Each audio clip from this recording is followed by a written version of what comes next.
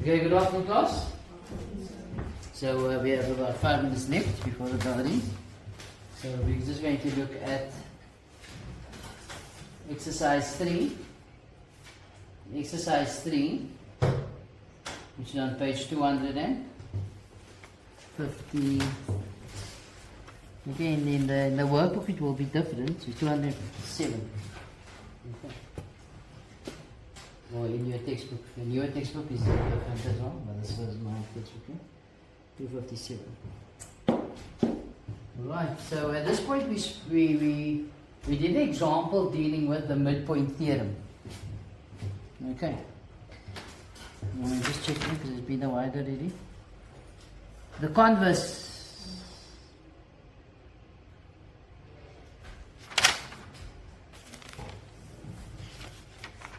Yeah, sorry, the midpoint theorem. Alright, so we are told that PQRS is a kite. People, if PQRS is a kite, what do we know? A kite has 5 properties. 2 adjacent sides are equal. Okay. Sorry? 1 pair of opposite angles are equal. Diagonals bisect at 90 degrees, yes? One diagonal bisect the other. And lastly, one diagonal bisect its vertex angles. So when they tell you it's a kite, all those things must come to mind at once. Okay. Then we are told that A and B are the midpoints. So A and B is the midpoint. So then that length has to be equal to that length. And B is the midpoint of this. Of course, it's going to be the same marking. Because if PQ is equal to PS and A is the midpoint and B is the midpoint, then we'll have all the same markings. Okay. Then we are told that QD, let me just make it the same marking. So QD is equal to DR. So QD is equal to DR. And of course, CS has to be equal to. Now again, if QR is equal to RS, and these are the midpoints respectively, of course that has to be. Okay. The question says prove that ABCD is a parallelogram. So if ABCD is a parallelogram, how do you prove something is a parallelogram, people? There are 5 ways to prove something is parallelogram. One is 2 pairs of opposite angles are equal. 2 pairs of opposite sides are equal. 2 pairs of opposite sides are parallel. Diagonals bisect each other. And the last one is, if we can prove that that length is parallel and equal, it's also parallelogram. You have 5 ways of proving and that something is a parallelogram. Okay. So, because we spoke about midpoint, of course we can see the midpoint here in dividing. Can you see that, people? So what we're going to do is we're going to prove that this length is parallel to this length. Okay? Then in the other triangle line this way, we prove that that length is parallel to this length, which in turn makes that length equal and parallel to that length. Not so. Also, with that length, with this being the midpoint theorem prevailing here, then AB, if that is x, then QS is going to be 2x. Not so? The midpoint theorem. And in this triangle, if the midpoint theorem prevails here, if that is 2x, that is x. So that is actually that case that I drew here, that one pair of lines are parallel and equal. Can you see that, people? So let's lay it out. So it involves, look a bit united. So we'll take it off. What does that do now?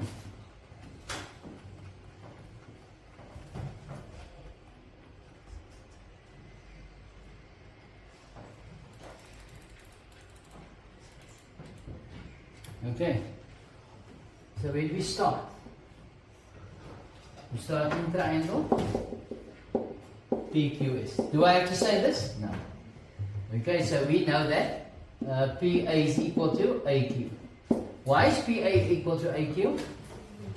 Because it is given that A is the midpoint. Okay. Then we know that PB is equal to BS. Why? It's given that B is the midpoint of PS. If you wanted, you could have written the whole story out as well. Okay. So therefore, AB is parallel to QS. Why is AB parallel to QS? Because of the midpoint here. So just as a we also know that QS is double AB. Okay, so if we let AB be X, QS was? Okay, you all okay with that? So let's work on the other side. So in triangle, QRS. So what can we say here? We know that QD is equal to DR given, and SC is equal to CR. Why? Given. So therefore DC has to be parallel to QS. Why? Midpoint theorem. Okay, and also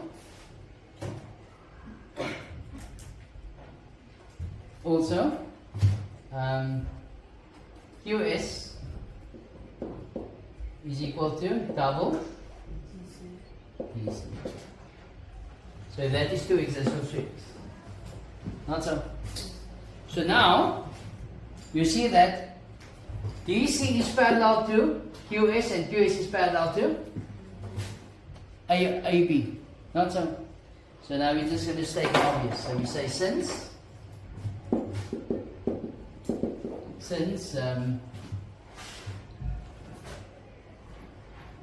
AB is parallel to QS, AB is parallel to QS, which is parallel to, and QS is parallel to DC. Therefore, AB is parallel to DC. Okay? So there we have that line being parallel to that line. Alright? So I must prove that those lengths are equal. I'm saying, hang on. We can also use that fact there and this fact there. If QS is equal to 2AB, but QS is also equal to DC. So then we say that QS is equal to 2AB, which is equal to 2DC. Not so. You can drop that one. So therefore, AB is equal to DC. So that is the case. Not so. Then there is your parallelogram. So in conclusion, therefore, what is the name of the ABCD? Therefore, ABCD is a parallelogram. Why? One pair of opposite sides equal and parallel. It's the fifth case of proving something is a parallelogram. Or a quad is a parallelogram. People, for the next lesson we're going to look at number 2, 3 and 4. Okay. So the rest of the day, or you guys should have completed this already. Okay, so we'll just carry on tomorrow. So the rest of the day, good morning class. Okay, good morning. So in our last lesson we looked at Euclidean Geometry Exercise 2. We did number 1. As you can see, we don't have much time left either. So we'll probably just do another one some in that time. Okay. People, we're looking at exercise 3, number 2 on page 257. We are told that in triangle ACD, which is a big triangle, AB is equal to BC. And we are told that GE is 15 and AF is equal to FE, which is equal to ED. Alright, you must find the length of CG. Okay. So what we should see is that these lines are equal, so those lines are parallel. Okay. If those lines are parallel in that triangle, then this, if this is x, this whole length will be 2x. Alright. But in this triangle here as well, if we go that way around, if this is 15, then this will be 30. Can you see that? And if this is 30, this is going to be 60. And if this is 60, this is going to be 45. Alright. But for 6 marks, you can't just do what I just did. Okay. So let's lay the story out. First, we're going to look at in triangle ACE. In this triangle, we know that AB is equal to BC. Where are we getting that from? That was given. Then we know that AF is equal to FE, which is equal to ED. I'm going to mark it one time. Why? That was also given. But I'm just going to use that part. No? Just here. So therefore, BF is parallel to CE. Why? The midpoint theorem. Okay. The midpoint theorem. So I can write this in now. We also know that BF is also half of CE, or twice BF is going to be CE. Why? Midpoint theorem.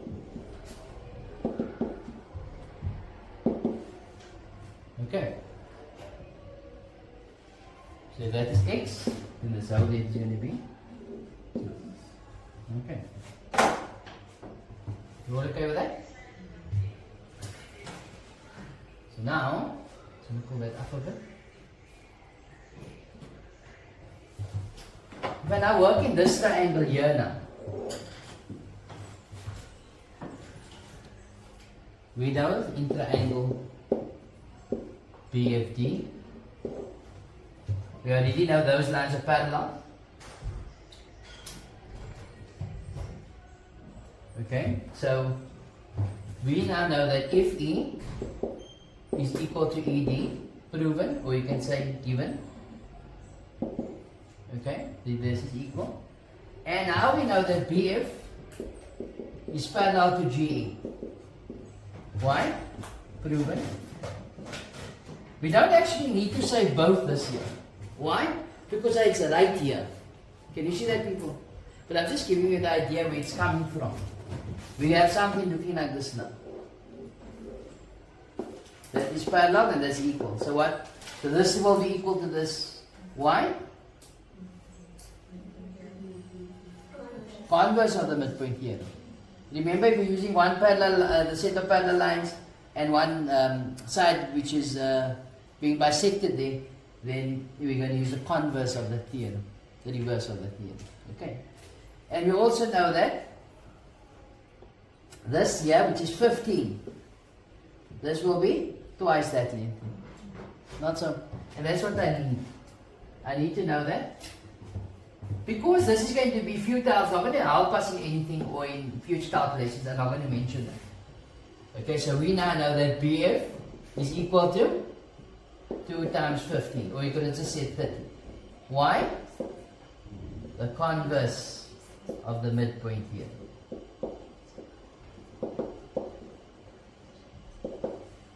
Not so? So this is now 30.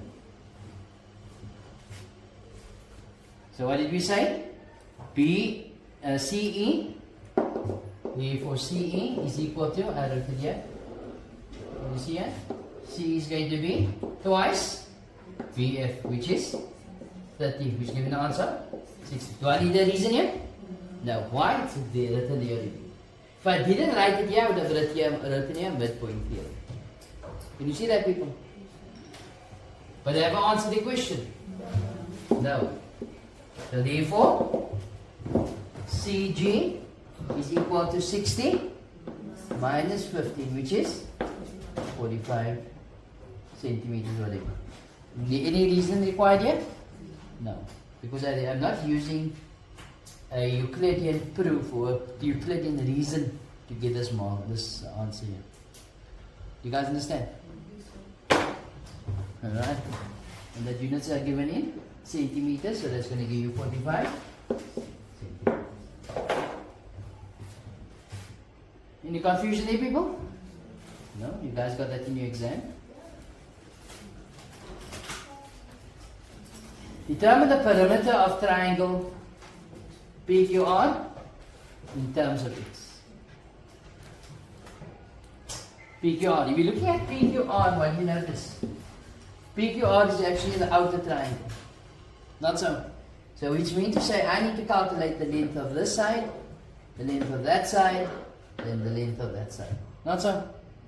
But we know that looking at this triangle here, that is equal, that is equal, that is equal, that is equal. So these lines are parallel. What else do we know? We know that TU is going to be, a double TU will be QR. Why? Midpoint theorem. Can you see that, people? Let's go with that quickly. And then similarly the other sides as well. Okay, so we're going to firstly say that PT is equal to TQ. Why? Given. And then PU is equal to UR given. Okay, so therefore QR is going to be double PU. Why? Midpoint here. Okay, so that's going to be 2 times 6 minus 3x, which is 12 minus 6x. So that's going to be 12 minus 6x. Okay, then we go with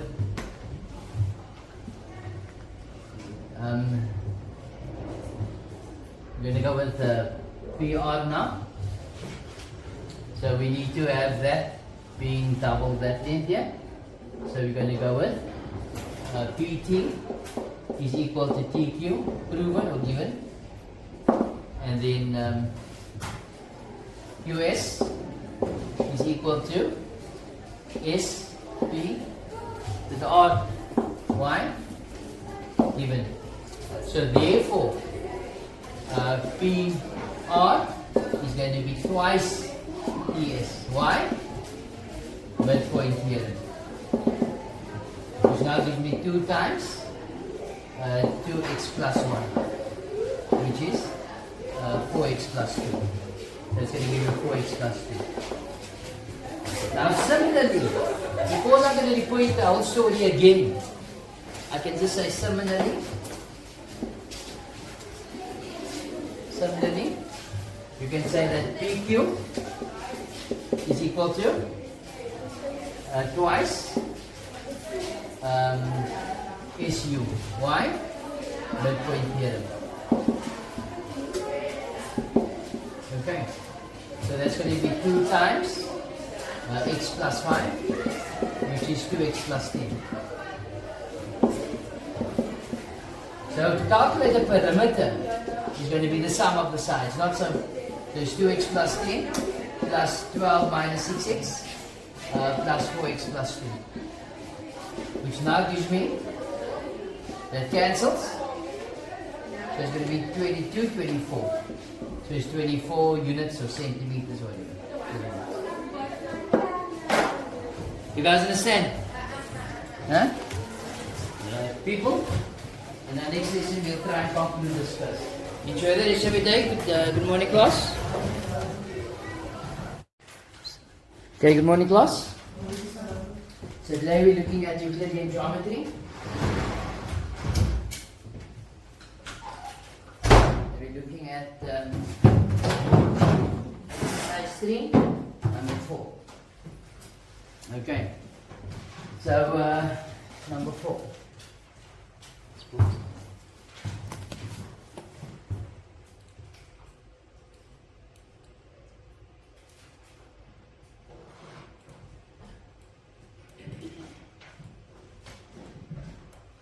So we are told that PQR is the trapezium. So if this is a trapezoid, people, what do we know?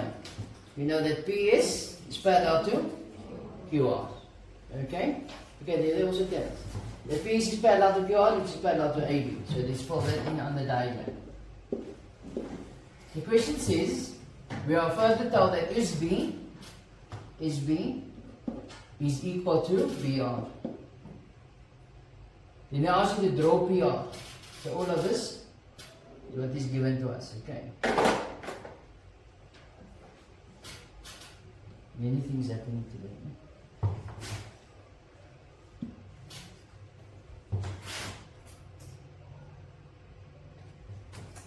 Alright, so that's what you should have now, okay? Go with Monday.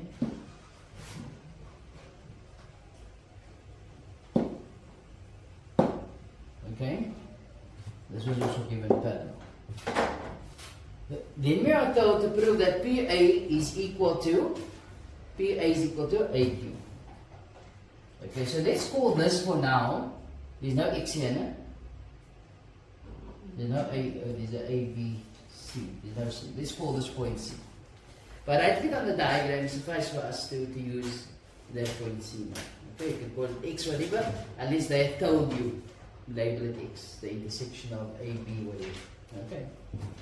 So the question says, let's look at number 1. The question says, PA is equal to AQ. Okay. So we know that if that line, if this SB is equal to BR, and SP is parallel to BC, then we know that PC is equal to CR. Why? Converse of the midpoint theorem. Okay, so we have to say that first. So we say SB is equal to BR. Why? It was given. Then we are told that P is parallel to CB. Or you could have said AB. Doesn't matter. Why? Given. Therefore,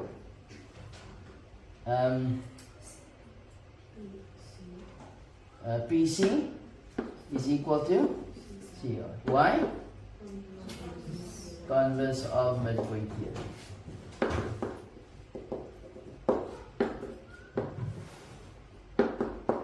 Okay.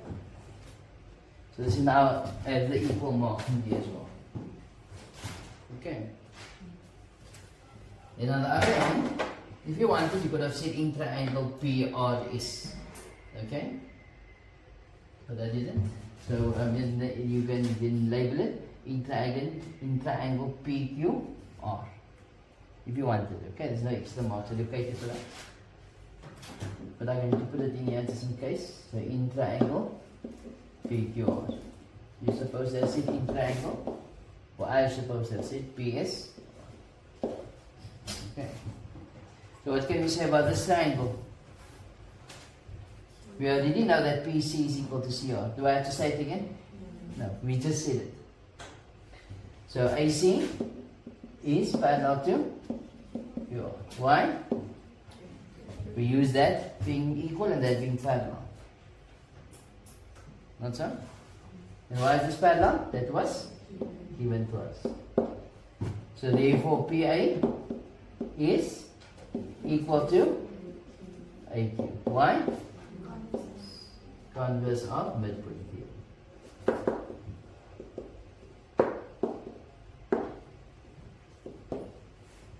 Okay, so this is now also equal.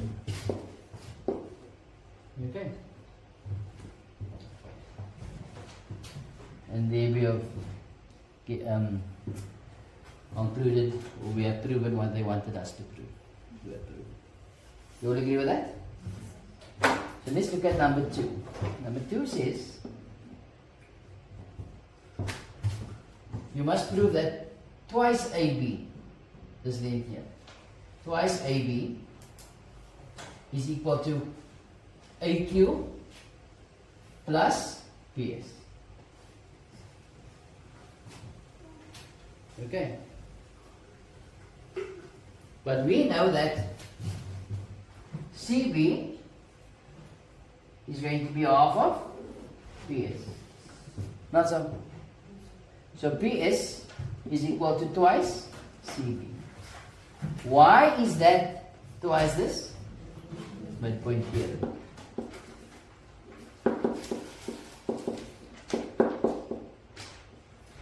It's either midpoint theorem, I could say again converse of midpoint theorem. Can you see that, people? Why midpoint theorem? Because that is equal to the, and that is equal. And the line joining those midpoints. So it has to be parallel and half that. Okay? What can we say about AC? AC is going to be half QR. Or QR is going to be twice. Why? Midpoint theorem.